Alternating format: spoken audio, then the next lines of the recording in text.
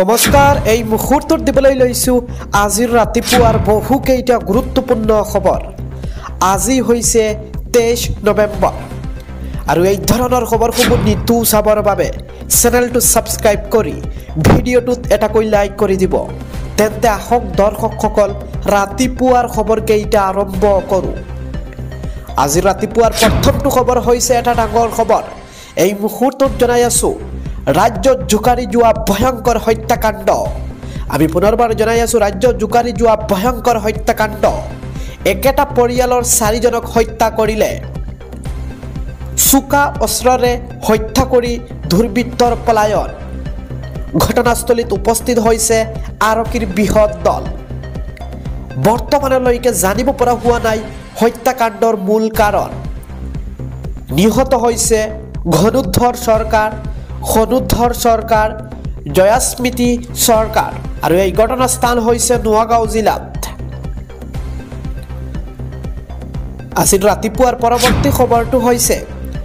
যান-বাহনৰ চালক আৰু তেল ডিপুৰ গৰাকীলৈ আহিছে নতুন নিয়ম যদি আপোনাৰ যান-বাহন আছে তেনেহলে আপোনাৰ বাবে ভিডিঅ'টো বিশেষকৈ গুৰুত্বপূৰ্ণ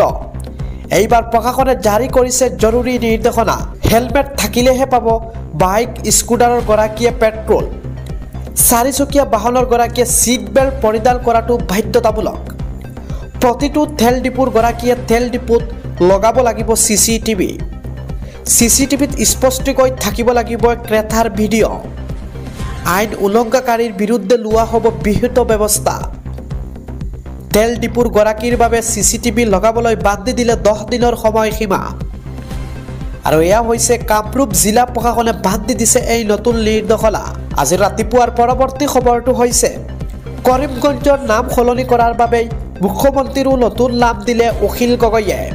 শিৱসাগৰৰ বিধায়ক অখিল গগৈয়ে দিলে হিমন্ত বিশ্ব শৰ্মাৰ নতুন নাম হিন্দু মুছলমানৰ ৰাজনীতি কৰি কৰিমগঞ্জৰ নাম সলনি কৰিছে হিমন্ত বিশ্ব শৰ্মাই কৰিম নাম থকাৰ বাবে মুখ্যমন্ত্ৰী হিমন্ত বিশ্ব শৰ্মাই কৰিছে কৰিমগঞ্জৰ নাম সলনি মুখ্যমন্ত্ৰী হিমন্ত বিশ্বৰ নতুন নাম ঘোষণা কৰিলে অখিল গগৈয়ে হিমন্ত বিশ্ব শৰ্মাৰ নাম হ'ব লাগে শ্ৰী হিমন্ত বিশ্ব শৰ্মা অধিক ঋণ লোৱাৰ বাবে এই নাম পোৱা উচিত হিমন্ত বিশ্ব শৰ্মাই কৰিমগঞ্জৰ নাম সলনি কৰাৰ বাবে মুখ্যমন্ত্ৰীৰ নতুন নাম দিলে বিধায়ক অখিল গগৈয়ে পৰৱৰ্তী খবৰটো হৈছে বন্ধ হৈ পৰিব পাৰে গুৱাহাটীৰ দীঘলী পুখুৰীৰ পাৰৰ খাওগলিৰ দোকান হ'ব উচ্ছেদ চলিব পাৰে দীঘলী পুখুৰীৰ পাৰৰ পথৰ দোকানত এইবাৰ গুৱাহাটীৰ দীঘলী পুখুৰীৰ পাৰৰ সকলো পথৰ ব্যৱসায় উচ্ছেদ কৰিবলৈ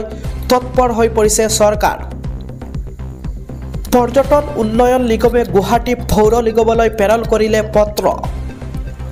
দীঘলী পুখুৰীৰ পাৰৰ সকলো অস্থায়ী ব্যৱসায় উচ্ছেদৰ ব্যৱস্থা ল'বলৈ পত্ৰ প্ৰেৰণ কৰিছে যিকোনো মুহূৰ্তত উচ্ছেদ চলিব পাৰে দীঘলী পুখুৰীৰ পাৰৰ পথৰ দোকানী হ'ব দীঘলী পুখুৰীৰ পাৰত বহু লিবলুৱা যুৱক যুৱতীয়ে আৰম্ভ কৰিছিল খাদ্যৰ বিপণী এই সকলো বিপণী এতিয়া উচ্ছেদ হ'ব চৰকাৰৰ নিৰ্দেশত দীঘলী পুখুৰীৰ পৰিৱৰ্তে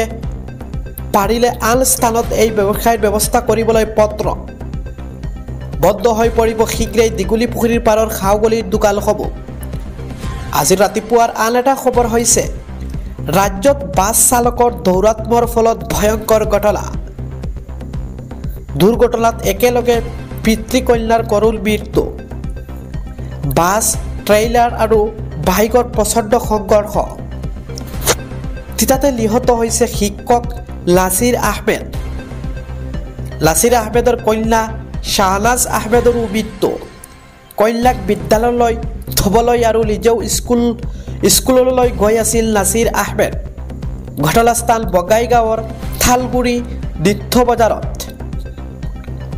আৰু দুৰ্ঘটনাক কেন্দ্ৰ কৰি ৰাষ্ট্ৰীয় ঘাইপথত উত্তপ্ত পৰিস্থিতিৰ সৃষ্টি হৈছে আমি পৰিৱেশসমূহ দেখুৱাই আছোঁ বগাইগাঁৱৰ এনেদৰে ঘটনাৰ কেন্দ্ৰ কৰি এনেদৰে ৰাইজে উত্তপ্ত পৰিস্থিতি সৃষ্টি কৰিছে আজিৰ পুৱাৰ পৰৱৰ্তী খবৰটো হৈছে গুৱাহাটীৰ মাজমজিয়াত ভয়ংকৰ ঘটনা থানাৰ লিচেই কাষৰ পৰা এগৰাকী মহিলাক অপহৰণ গুৱাহাটী পল্টন বজাৰ আৰক্ষীক বুঢ়া আঙুলি দেখুৱাই লৈ গ'ল মহিলাক বাইকত অহা 2 দুৰ্বৃত্তই অপহৰণ কৰিলে মহিলাগৰাকীক পল্টন বজাৰৰ সমীপত থকা অটো ষ্টেণ্ডত থকা এই ঘটনা আলিপুৰ দুৱাৰৰ পৰা ডিমাপুৰৰ লিজ গৃহলৈ গৈ আছিল এক দম্পতি আলিপুৰ দুৱাৰৰ পৰা ডিমাপুৰলৈ সলনি কৰি লাগে দুখনকৈ ৰেল লিখা 12 বজাত প্ৰথমখন ৰেলৰ পৰা নামি ভাত খাবলৈ আহিছিল পল্টন বজাৰত পত্নীক থানাৰ সমীপত ৰাখি স্বামীয়ে ষ্টেচনৰ পৰা আনিবলৈ গৈছিল বেগ ষ্টেচনৰ পৰা বেগ আনি ঘূৰি আহি সেই স্থানত নেদেখে নিজৰ পত্নীক সমগ্ৰ ঘটনাৰ থানাৰ চিচিটিভিত বন্দী হোৱাৰ দাবী কৰিছে স্বামীয়ে চিচিটিভিৰ ভিজুৱেল আৰক্ষীয়ে সংগ্ৰহ নকৰাৰ অভিযোগ মহিলাগৰাকীৰ স্বামীৰ পৰৱৰ্তী খবৰটো হৈছে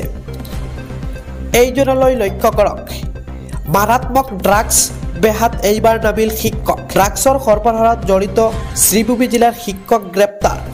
ৰামকৃষ্ণ নগৰ শিক্ষাখণ্ডৰ পল্টহৰৰ ক্লাষ্টাৰৰ CRCৰ সুমেৰত নাথ পৰৱৰ্তী খবৰটো হৈছে বিহাৰত অসমৰ কয়লা ব্যৱসায়ীৰ ৰহস্যজনক মৃত্যু এইবাৰ বহিৰাজ্য বিহাৰত অসমৰ কয়লা ব্যৱসায়ীৰ ৰহস্যজনক মৃত্যু বেলতলাৰ কয়লা ব্যৱসায়ী কৃষ্ণকমল মহন্তৰ বিহাৰত মৃত্যু বিহাৰৰ মুজাফ্ফৰপুৰত ব্যৱসায়ীজনক হত্যাৰ সন্দেহ ব্যৱসায়ৰ ধন আনিবলৈ বিহাৰলৈ গৈছিল কৃষ্ণ মহন্ত বিহাৰৰ মুজাফ্ফৰপুৰত ব্যৱসায়ীজনক হত্যাৰ সন্দেহ কৰিছে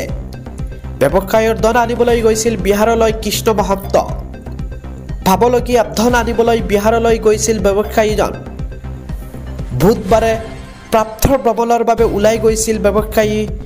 মহন্তজন সন্ধিয়া 5 বজাত নৈত স্থানীয় লোকে প্ৰত্যক্ষ কৰিছে মৃতদেহ আৰু নিশা 12 বজাত আৰক্ষীয়ে উদ্ধাৰ কৰিছে মহন্তৰ মৃতদেহ